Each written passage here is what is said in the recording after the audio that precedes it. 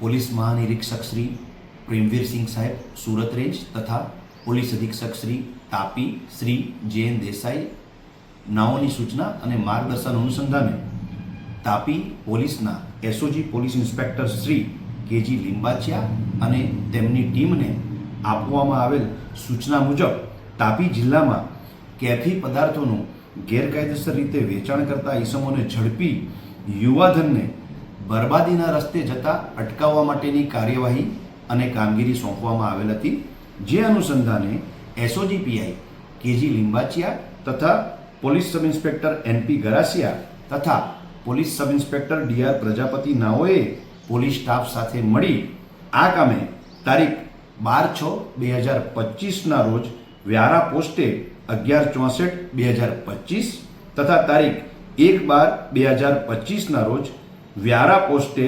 24/34/2025 મુજબ એનડીપીએસ એક્ટની કલમ 8C 20B 29 મુજબના જુદા જુદા 2 ગુના આ કામે આરોપી મહિલા ચંદાબેન તે સુકલાલ ઠમાજી જાદવની વિધવા ઉંમર વર્ષ 64 રહેવાસી મખદુમનગર વ્યારા જિલ્લો તાપી નાઓ વિરુદ્ધમાં દાખલ કરેલ સદર બંને ગુનાના કામે આ આરોપી મહિલા ચંદાબેનની ધરપકડ કરવામાં આવેલ અને ત્યારબાદ આ ચંદાબેનને નામદાર કોર્ટમાંથી જામીન મળેલ હતા, જેથી આ ચંદાબેન વિરુદ્ધમાં આ ચંદાબેન ભવિષ્યમાં આવી પ્રવૃત્તિઓમાં નહીં સંડોવાય તેના માટે the prevention of illicit traffic and narcotic drugs and psychotropic substance act 1988 મુજબ પીટ એનડીપીએસની દરખાસ્ત તૈયાર કરવામાં આવેલ.